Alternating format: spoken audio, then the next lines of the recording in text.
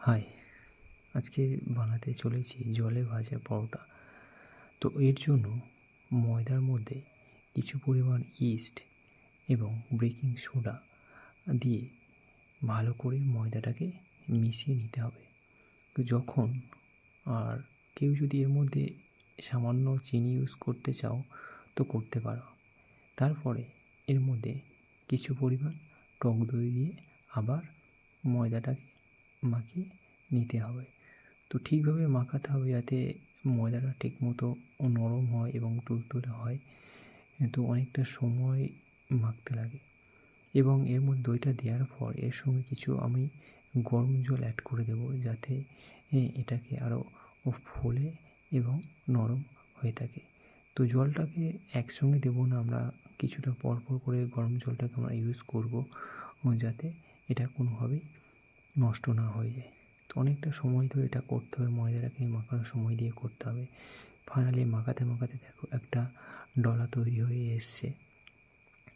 তো এইভাবে ময়দাটাকে আমাকে মাখাতে হবে। মেনলি আমাদের জলে ভাজা পরোটার জন্য এই ময়দাটাকে ঠিকভাবে আমাকে বানাতে হবে, ডলা তৈরি করতে হবে। এই ডলাটা যখন বানানো শেষ হয়ে যাবে তখন আমরা কি করব, একটা পাত্রের মধ্যে আমরা ঢাকা দিয়ে রেখে দেবো যাতে এটাকে অনেকটা স্প্রেড করে। তো এটাকে আমরা ঢাকা দিয়ে রেখে দিলাম। পাশাপাশি এই পরোটার মধ্যে পুর তৈরি করার জন্য আমরা কড়াইয়ে তেল দিয়ে আদা রসুন পেঁয়াজের পেস্ট এর মধ্যে দিয়ে দেবো এবং পাশে রাখা সেদ্ধ করা আলু এর মধ্যে পুর হিসেবে আমরা ব্যবহার করব।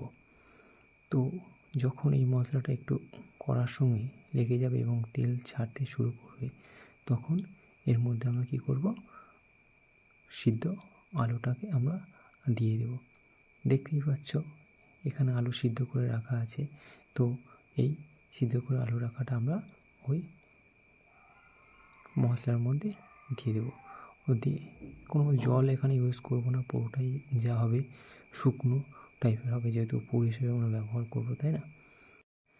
এইভাবে সমস্ত মশলাটাকে আমরা আলুর সঙ্গে মিক্স করে নেব যতক্ষণ না আলুর কালারটা ঠিক মশলার সঙ্গে মিশিয়ে বা আলুটাকে ঠিকমতো মশলার সঙ্গে মিশিয়ে। তো একটু সময় লাগবে যেহেতু আলুটাকে ঠিকভাবে মশলার সঙ্গে মিশতে। ফাইনালি আমাদের এটাকে তৈরি করা হয়ে গেছে। এবার আমরা আগে থেকে তৈরি করে রাখা ময়দার ডলাটাকে নিয়ে এইভাবে একটা গোল করে বানাবো। তো এই গোলের মধ্যে দিয়ে ওই আলুর পুরটাকে আমরা ভরবো এবং ভরে দিয়ে সমস্ত দিকটাকে আমরা বন্ধ করে দেব। এইভাবে বন্ধ করে দিয়ে আমরা গোল করে একটা স্থানে রেখে দেব। তো সমস্ত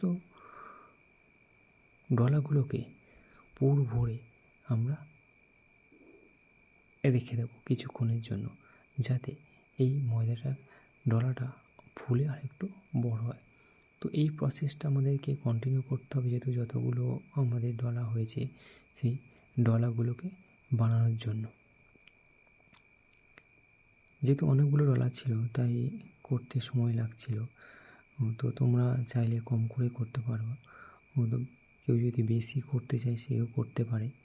ফাইনালি এগুলো আমার ডলাগুলো তৈরি করা এবং এগুলোকে আমার কী করতে হবে না, আমাদেরকে বেলতে হবে। এইভাবে বেলে নিয়ে আমাদেরকে কী করতে হবে, আগে থেকে কড়াইয়ের মধ্যে গরম জল করে রাখতে হবে। তবে গরম জলটা খুব বেশি গরম না হলেও চলবে, অল্প গরম জল হলে হবে। এবং দেখো কড়াইয়ের মধ্যে গরম জল রাখা আছে এবং সঙ্গে সঙ্গে এটাকে আমরা কড়াইয়ের মধ্যে দিয়ে দিলাম বেলে নিয়ে। তো এখানে তেলের ছাড়াই জলে ভাজা পরোটা আমার হচ্ছে। এই জলের মধ্যে এটাকে আমরা দিয়ে দিয়েছি, দিয়ে এটাকে ঢাকা দিয়ে যাতে একটু সিদ্ধ টাইপের হয়ে যায়। তো কিছুক্ষণ রাখার পর আমরা এটাকে তুলে নিলাম। তো এইভাবে কন্টিনিউ সমস্ত ডলাটাকে বেলে আমরা কড়াইয়ের মধ্যে দিয়ে ঢাকা দিয়ে দেবো। জাস্ট শুধুমাত্র জলের দেবো, আদার্স কিছু ইউজ করব না।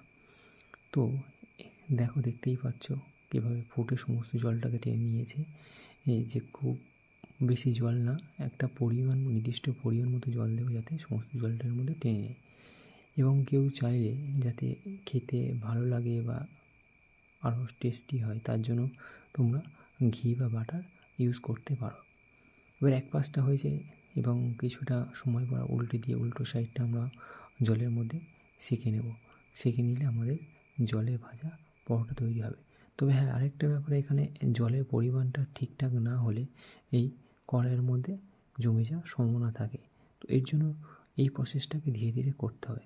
ফাইনালি আমাদের তৈরি জলে ভাজা পরোটা। আহ, সেই স্বাদ! তোমরাও ট্রাই করে দেখো কেমন লাগে জলে ভাজা পরোটা। আমি তো বানিয়েছি, আমি তো বললাম ভালোই হয়েছে। সকালে তোমরা যে কোনো কিছু তরকারির সঙ্গে তোমরা ইউজ করতে পারো। Thank you.